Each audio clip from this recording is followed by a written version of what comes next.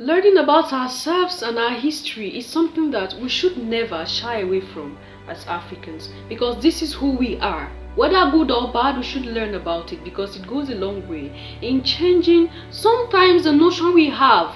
Because a lot of the histories that we have, and I think most of the histories that we learned while growing up are histories that were written by these people. That how can you come and write a history of a people when you are not part of them? This is always the question I ask, right? The city is replacing street names and statues of French colonial figures with African personalities. While politicians argue over whose likeness should replace them, it seems young people have already made up their minds. Graffitis are legal in Senegal, and while they're normally used to depict Muslim religious figures, look at this one.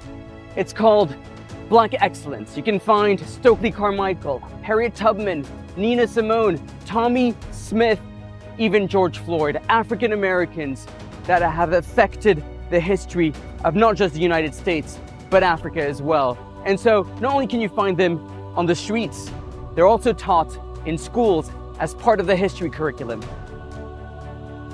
It's this that prompted 17-year-old Miriam's family to move from Atlanta so that she could attend one of the African American schools of the city, where Pape Souley teaches art and representation. Like, learning about Columbus in the US and learning about Columbus here was completely different. You're a Negro. No. I am. No. Suppose I threatened to beat you, what would you say? Aren't you a Negro now? No. What are you? I'm black and beautiful. What is your nationality? My nationality is Afro-American. Suppose I had some money in my pocket. Suppose I gave you $1 to say that you're an American Negro. This is money now. Money talks. Money talks. This dollar, and if you don't say it, you don't get it. You're an American Negro, aren't you? No. You won't have any money. You know you need money, don't you? Yeah. You need money to live, don't you? Yeah. All right. All you have to say, Leon, is that you're an American Negro. Aren't you an American Negro? Are you an American Negro? No. What are you? I'm black and beautiful. What's your nationality? My nationality is Afro-American. Very good, man. Keep it up. Like the young lady said, learning about Columbus in Africa and learning about Columbus in the US are two different things. Of course, it will be different because there is no way I do something wrong to you and I'm coming to teach you and then I'll tell you that I'm the one that did that thing. You will look for me and deal with me, right? There's no way they'll come and tell you this is what we did to you people or this is what we did to your ancestors. Of course, they will talk about the good side and sometimes out of wickedness twist the story in a way that to be like it is your people that did that same thing to you. I think this is the problem with our history. Our history as Africans has been altered, and that is why a lot of times we have a different narrative about ourselves, because they'll turn it, they'll twist it, they'll manipulate it in a way that, in short, they manipulate our people into doing things that tomorrow they know that they're going to push it to them. So it will be like they were the ones that did it. And of course, since all the whole accusing fingers are pointing towards them, it will be like, of course, they are the ones. But who manipulated those people to do those things? This is another question. Because African, what have discovered is, it is in the nature of the African mind to do what? To embrace other people as brothers and sisters. It is in the nature of the African man to easily believe and trust. I think this is the weakness of our leaders, our ancestors, those that were before us. This was their weakness. They trusted these people too much. And then since they knew that their weakness was the trust, they easily get to trust people, they took advantage of that trust and manipulated them into committing crimes that they could easily push on them that they were the ones that did it. And they can't say anything because they were the ones that did it, as well, of course. But they were pushed, they were forced, they were manipulated into doing that thing. We're learning this history in our own way and our own terms. We go a long way in changing the narrative, in changing what they have stamped on us, in making us more wiser, more knowledgeable about what these persons can do and the truth behind this whole history they have forced into our lives.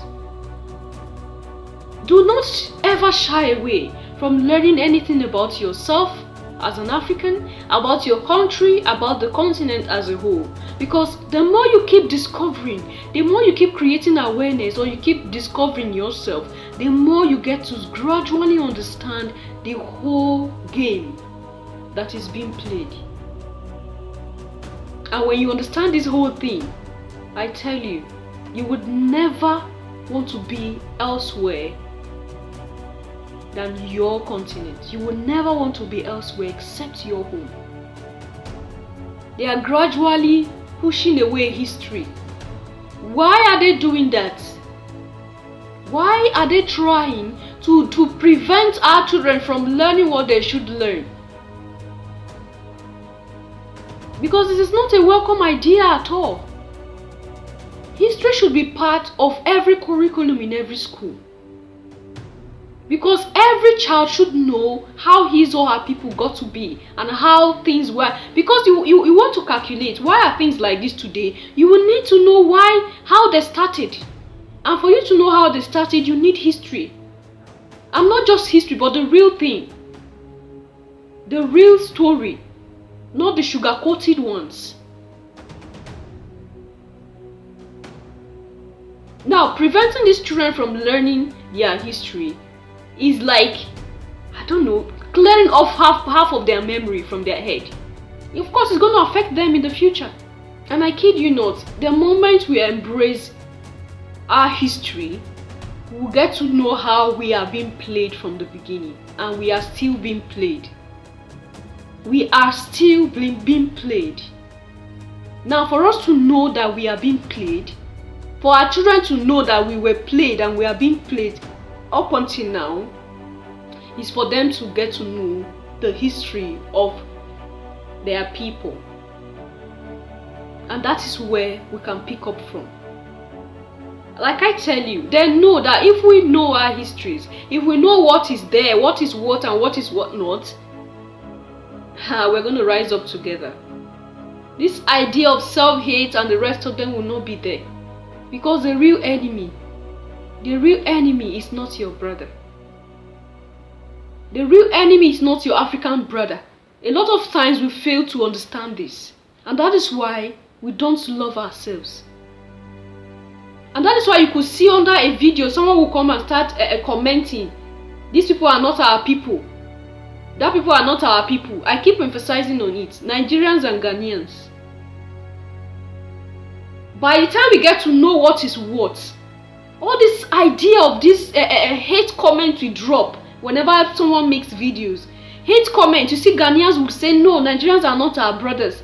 Nigerians will say no, Ghanaians are not our brothers.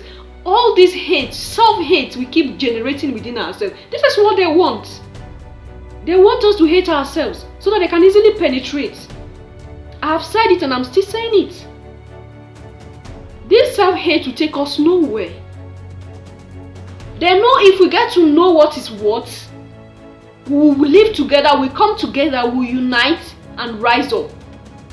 And they are aware that if we unite and rise up, it's not going to be funny. And that is why they keep trying their best to make sure that that division is there.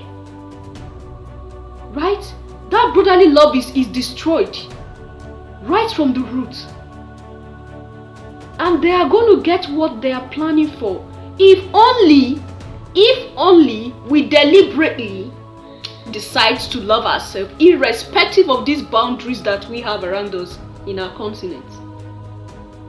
But if we fail to love ourselves, I tell you, nothing will change. Until we realize that the real enemy is from outside, not from inside, then nothing will change. Until we realize that even if there is something at home, let's deal with the one outside first so that we can see clearly to understand where the real one is in the house. Then I tell you, nothing will change. What are your thoughts? What are your opinions? Leave them there at the comment section and I'll see you in my next one. Until then, love yourself, love others, stay safe, stay positive. Bye.